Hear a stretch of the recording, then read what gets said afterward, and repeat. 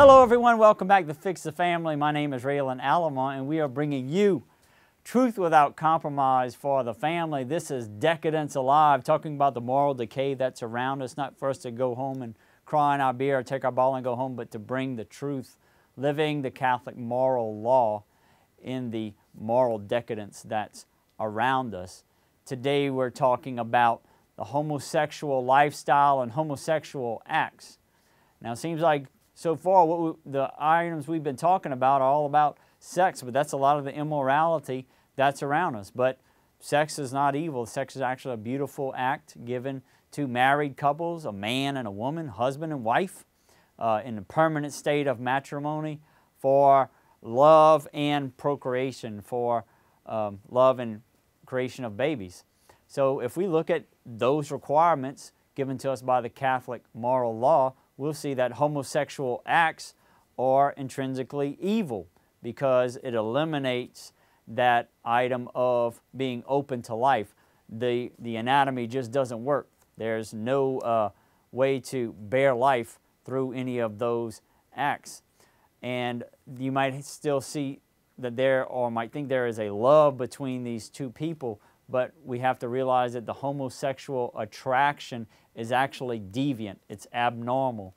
And so the person that finds himself in that state finds himself with a cross to bear throughout life and is called to be abstinent if they have that kind of deviance.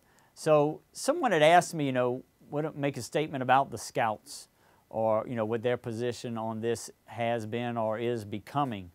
And I just liken it to, let's just say, our government, which people say was formed on Christian principles. Well, I always say when I hear that, which ones? Because it seems as though when you have a Protestant type of position, when you're coming from a Protestant perspective, you can change it. It's subject to change. There are no moral absolutes. The Catholic moral law gives us moral absolutes. When things are intrinsically evil and they should not take place, those things that should not take place.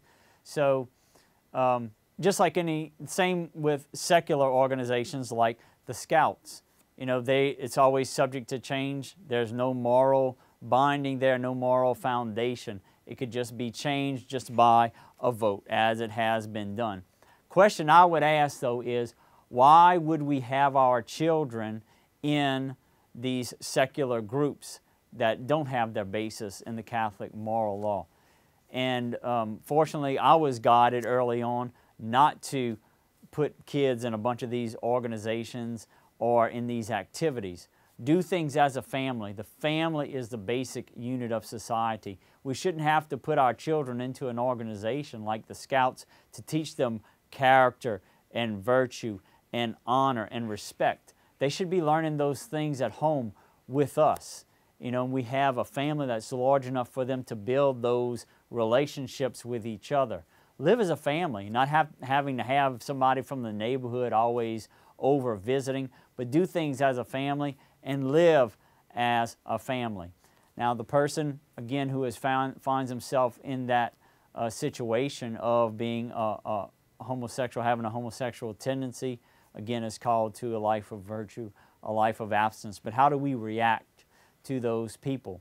I would say the same way we would react to someone in any other kind of mortal sin. Why are we so bound up about that mortal sin and not as one that's so widely accepted like divorce and remarriage, or adultery, or shacking up, fornication? And we can peacefully coexist with those. I don't think we ought to peacefully coexist with any of them, even if they're in our family. We have to take a moral stand in our lives and to just go and peacefully coexist willingly when it's not, when it's our choice to associate with people who have deliberately brought evil into their lives, actually puts us, compromises our situation. So we need to be careful there. And I know the Lord went amongst the sinners, but He was the Lord. We're not. So it could compromise us. So we can't peacefully coexist with this. We need to shine a light of truth on these things and care about the souls of those people who are committing these sins. So someone who has a homosexual tendency may not actually be sinning, but someone who is heterosexual may be actively and perpetually, seriously sinning in their lifestyle, and we need to be just as resistant to that as we would of any other sin. That's our moral decadence for today. Come back and see us for more here at Fix the Family. My name is Raylan Alamon. God bless you.